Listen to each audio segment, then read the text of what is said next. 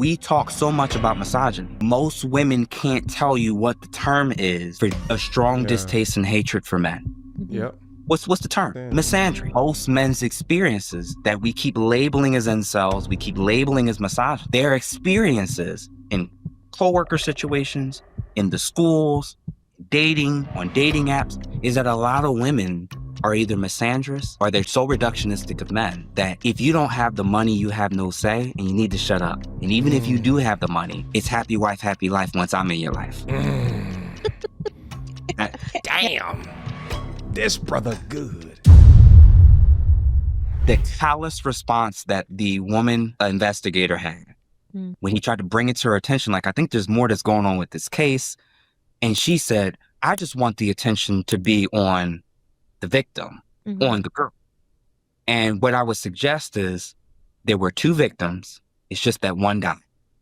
Right. One lost their life and one lost their freedom potentially for the rest of their lives. And what happens is that small little snippet is an example of the larger pool of what's going on. Yes, he did something wrong. Yes, he's the murderer. Yes, he needs to be incarcerated. I agree with all of that, obviously. But the environment that created someone like that, we're so oblivious to the realities and perspectives of what young boys and men are going through. You don't get it that for many men, they don't see feminism. Doesn't matter if they don't have the great working definition of it, their experience of all these people who claim that identity. You don't actually care about equality. That's a woman advocacy movement, or at least was up until recent debates about who can or can't be a woman. But prior to this debate, it's always been, for many people, and particularly many men, it's more so a women advocacy program, which is totally fine. But you cannot say that you care about men and that you're advocating for equality. And I'm going to list these things off, and I wrote them down to make sure I don't forget it. You don't care about mandatory paternity tests. You don't care about paternity fraud. You don't care about male suicide rates.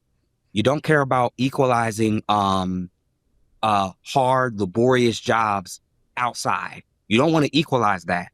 You don't care about what happens to people that are falsely accused, which is almost always exclusively men. Yep. You don't actually care about the declining school performance, the rise in ADHD diagnosis, and the psychiatric medication that comes from it. You don't care about the lack of homeless shelters for men. You don't care about the weaponization of the family court, the equal custodial rights, reproductive say for men, reduction in child support and alimony, pathologizing of just men and masculinity in general, negative attitudes towards even men that want a nuclear family. You don't think or care about any of these things. And I'm not even saying it's just the feminists that don't care about it. Nobody I'm has. saying most people who don't do what I do don't care about this at all. And you're creating, and we talked about this 80-20 rule. What's happening to the 80%? Listen, everything he just named right there is exactly why this platform matters. Because it's not only for men, because most men don't know the numbers, the stats, the data in regards to the things that he's saying, but also from women that genuinely care about these problems or about these men. I still get people that come across my channel and they'll leave some type of comment saying that I hate women. But if you dig beyond the layers, right, peel back the onion of what I'm actually trying to do here, you'll dig in and find out the real message of the content.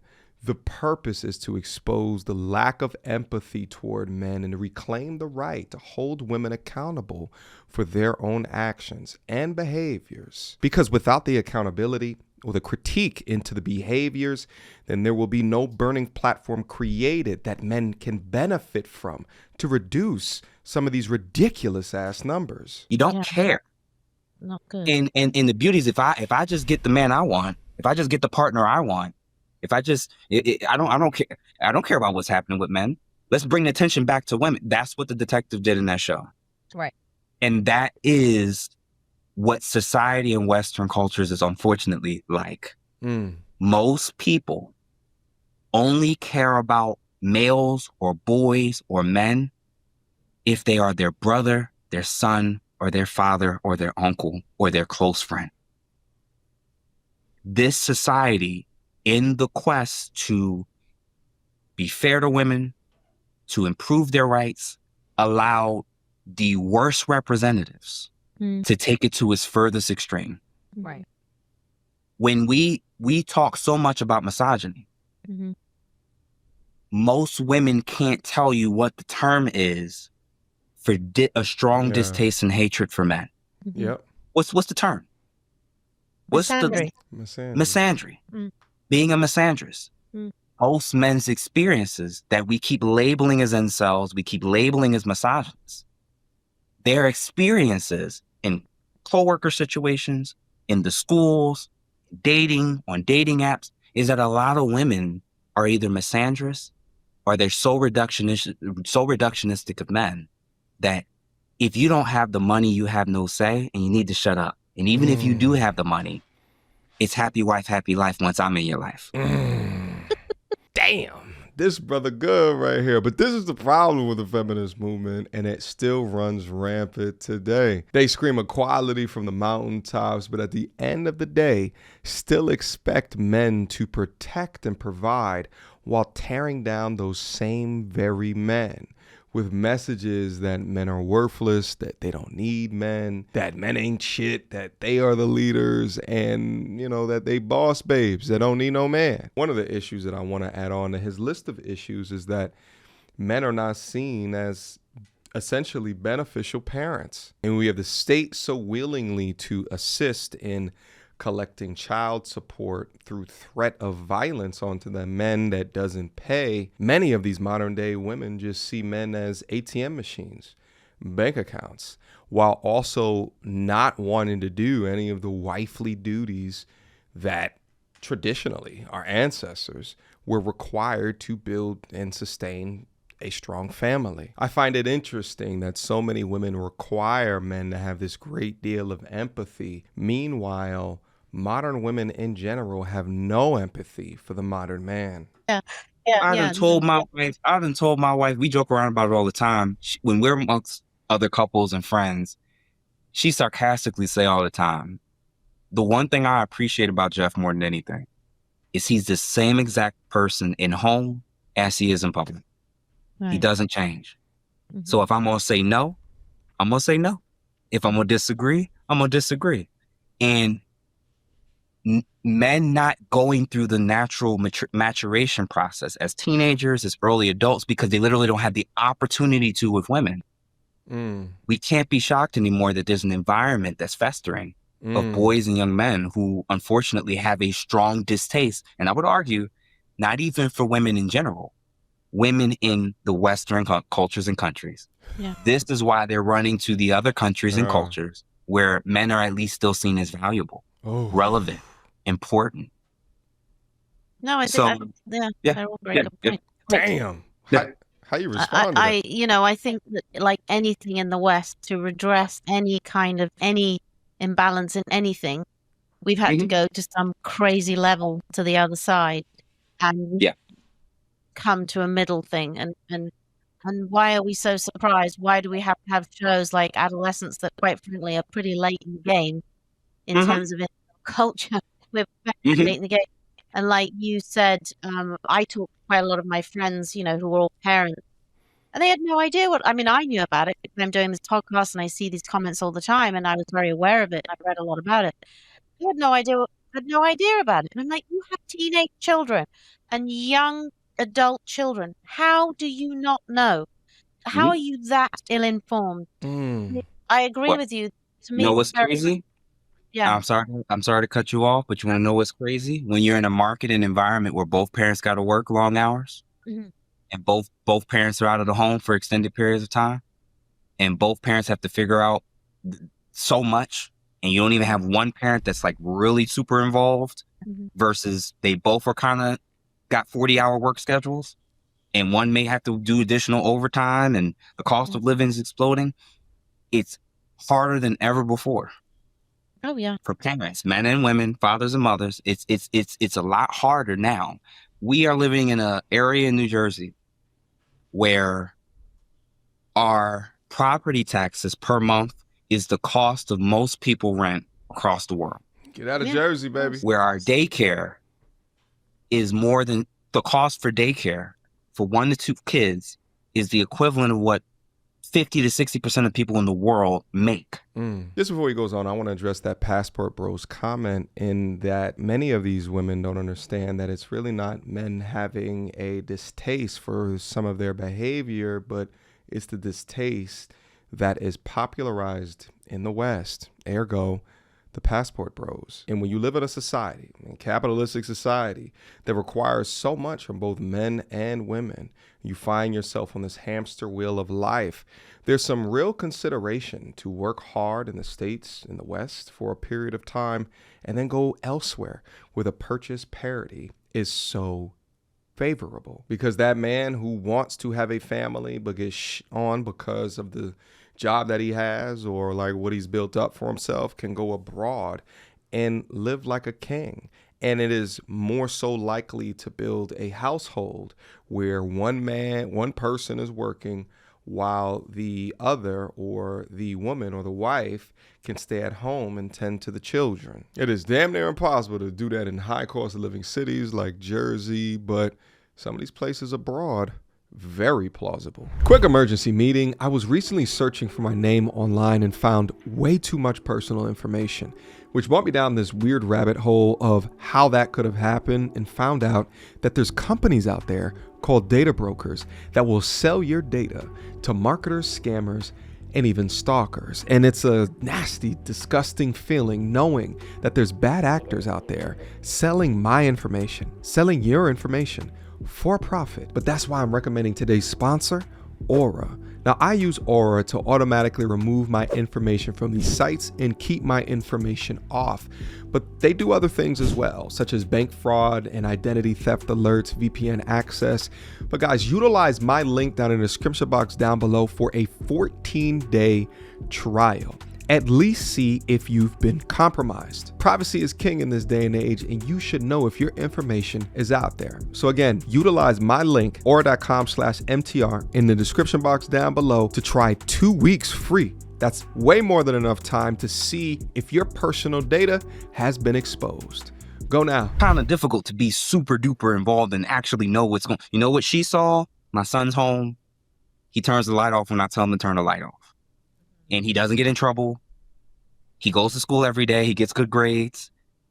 Parents are just surviving. Mothers, fathers, people are just trying to figure this. You know what I'm saying? Like, this is, I'm not saying it's a complete, like there's no, they get no fault. They get no blame. I'm just saying that the context for what we're in is what's also creating this type of dynamic and environment. So it's, and then lastly, I meant to say, the dynamic, why is this exploding? And why is this so big in the UK? And why are these government officials getting all involved in this? I'm going to tell you this right now. If you are a young woman, or woman period, and you're thinking about, well, oh my gosh, this incel thing, and all these men want to harm me and hurt me and do this or do that. A huge percentage of the boys and men that feel that way, there's a reason why they're leading the statistics of being 4 times more likely to take their own life. Right. They're actually far more of a danger to themselves than to anybody else. Even in a relationship. You take a woman who's in a relationship with a man and a relationship with a woman, her domestic violence rates is significantly higher with another woman than with a man. Really? DV rates are up. Divorce rates are up when same-sex relationships between 2 women than her with a man. I know. It's the highest divorce rate is lesbian couples. Yeah, and so is the DV rate. What's the DV? They should be having the most orgasms. That's unbelievable. Domestic violence. Yeah. DV rate. Right. What? Yeah. So again, the show is so popular, it's so big, probably 250,000+ people are probably going to watch it. And now they're again adding to this narrative that the most unsafe you can be is dealing with and doing life with men or males. And what I'm arguing is a huge percentage of them end up taking their own life. A very, very small percentage of them, if they get successful enough, end up finding a suitable partner, or they're going abroad to find a woman who can meet their needs. So it's not to say that there's violence between men and women that doesn't exist. Of course it's a thing. All I'm suggesting is that the show, there may be ulterior motives for why the show is being pushed. And whenever politicians or celebrities or anybody who's not a normal person jumps in on a wave, always be wary of what's the thing that they're pushing and what's the policy that's going to come down as a result of this. Is this going to be a social media crackdown? Is this going to be a monitoring thing where people have to register their social ID numbers or something in order for them to even have access to a website or have access to the internet? I'm going to argue this. Prime time, it's perfect to push something like this in a political environment when Gen Z and some millennials between men and women are splitting further than they've ever been.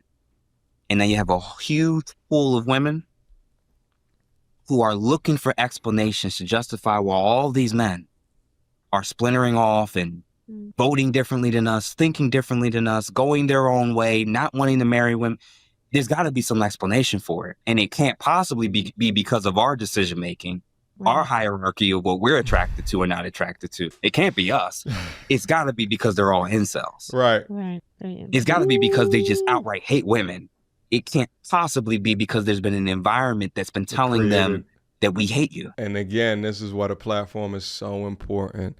I think being able to put a mirror up in people's faces and critique behavior, to release the cover over their eyes of whatever cope that they've situated themselves in, to normalize their behavior, to question their behavior, their images as represented, their words versus their actions, their digital footprint, all of which has been normalized to a degree where you see men accepting all of this shit.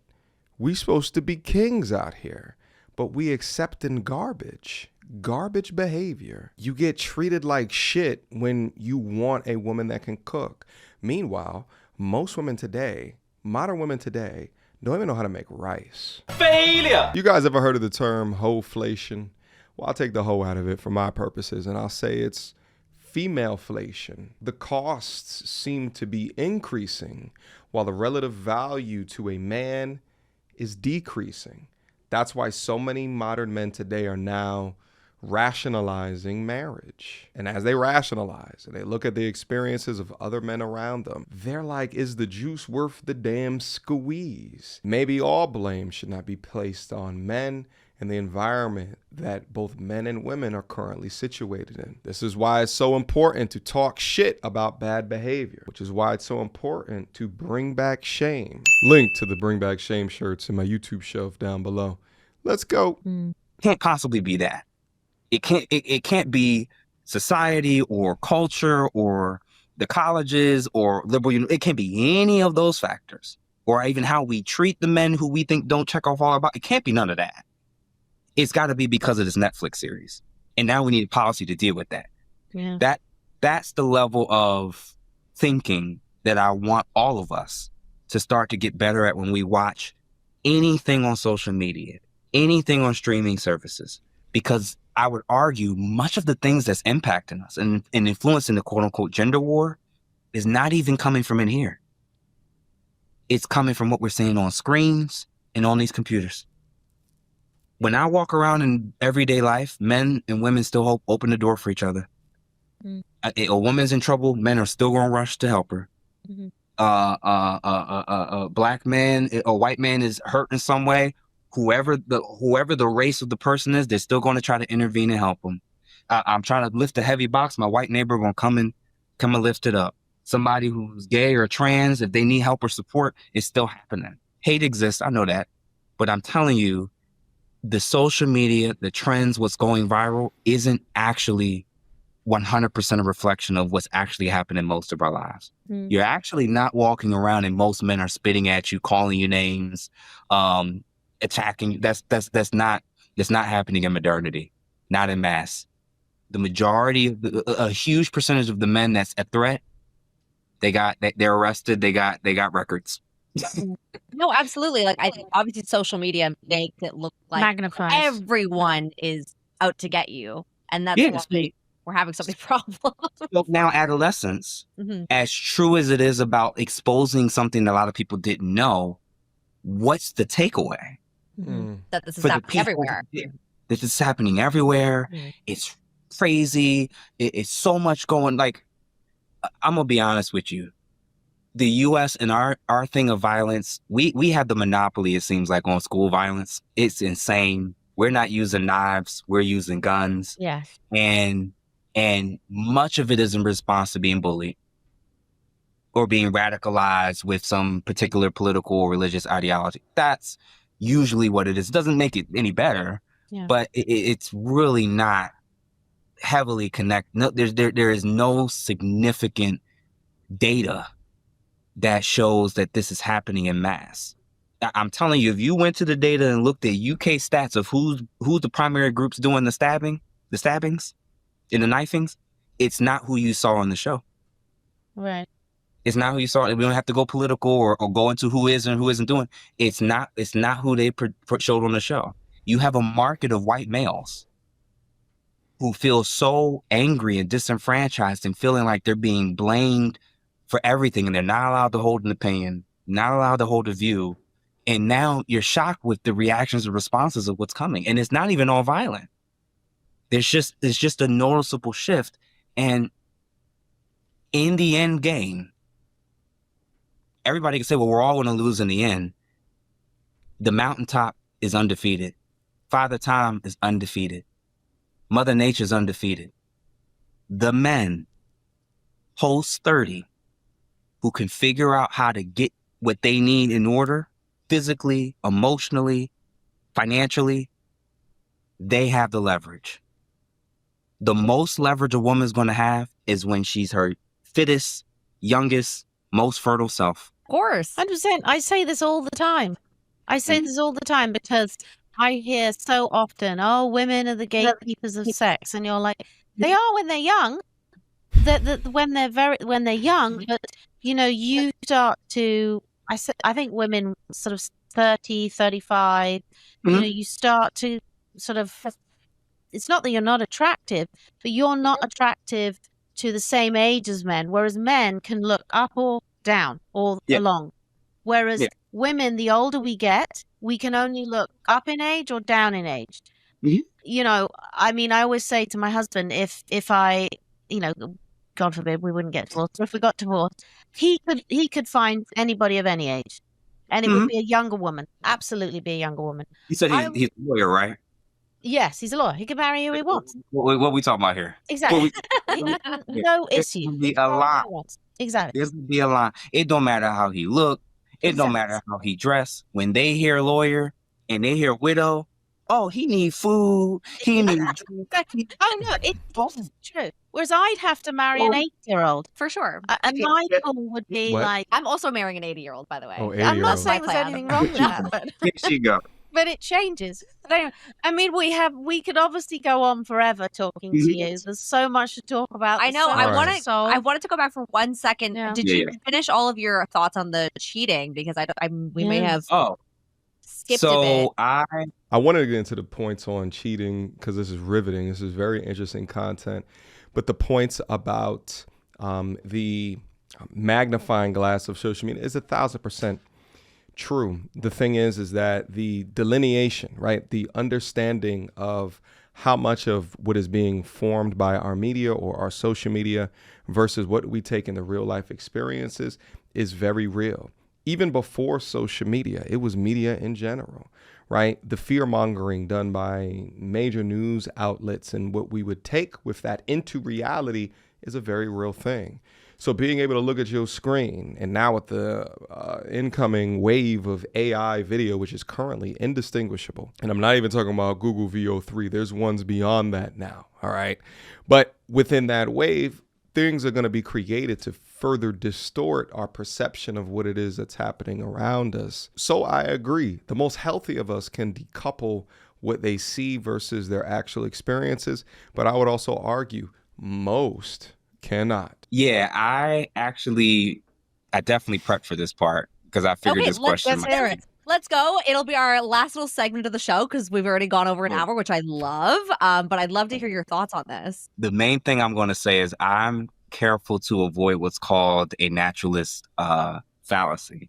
And this is the false belief that because something is natural, it must be moral or good. So I just kind of put that out there as a qualifier with what I'm about to say. There's something called like a blank slate theory or socialization theory. And it's basically it's the debate about nature versus nurture. Mm-hmm. Most people who consider themselves feminists, they have a working presupposition or theory about human beings, men and women, and human sexuality. And their belief system is rooted in this. When you lean much more into nurture versus nature, anytime you see distinctions, differences, sociological reactions or responses for whatever reason between men or women, you're going to believe that you can socialize it out of them. And that's what it means is if you don't believe that there's biological, evolutionary hardwiring that's built into us to be attracted to desire, to do and behave in certain ways, you're going to believe that the sex that's not doing what you think they should be doing is because you can socialize them to now act like the other sex. Right. Okay. Yeah. All right. The reason why that's important with this topic and all others is because there is a version of femininity that believes any distinction, even when it comes to sex, is something that just has to be completely 100% socialized and changed out of men. And that as long as men start to behave, communicate, think, and act like women, they'll be fine. They'll insist that there is no innate psychological differences between men and women. They'll functionally believe that because they're psychologically the same, we should have the same expectations. This is the issue. There's physiological differences. Yeah.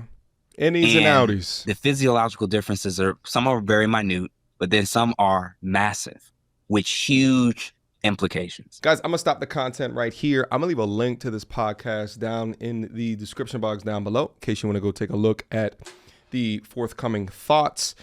This brother's name is Jeff James. He is a licensed therapist. And I salute this brother for going into what appears to be a female podcast and saying the things that men have been trying to say and articulate for years now. Where's my clapping emoji? There we go. Absolutely. Expertly and beautifully done, my brother. You know how Diddy just recently got essentially not guilty verdicts on some of these charges that were overreaches, right? And because the case was conducted in the court of law in front of a jury of his peers, you know, the truth eventually has come out, and as well as through the testimony of the different escorts and actually having the opportunity to ask questions to some of these women, Jane Doe as well as Cassie, you begin to understand that, yeah, guilty of transportation, but like Rico, y'all are absolutely bugging. And trafficking, you guys are absolutely bugging. The thing is that when the allegations first came up against Diddy, because of the types of allegations, the push for these overreach charges, I guess legally to the to the United States, it seems like it makes sense. And I would argue that in this current state of men, feminism is that overreach as well. The difference is that there's not a trial, there's not jury, there's not, right? Like there's the audience, but I often think that the current environment that men are in and the result or the outcome of where we see these numbers as it refers to men, the fact that we sit within misandry and act like everything's cool, but we castigate misogyny at the same junction. And the list goes on. My point is that when accused, Diddy had his day in court, but then at a general level, as men get accused, there is not a day in court, which is why so many men get attracted to this content, because it can represent components of their argument. They feel as though there's a relation there to the things that I am saying or that this brother is saying. Ergo, why it's so important for this platform to maintain so that we have a place to speak from. All right, guys, questions, comments, concerns down in the comment box down below. Can't wait to see your comments in regards to this. Shout out to the brother one more time for holding it down. And I will see you guys soon. Until next time, YouTube. Peace.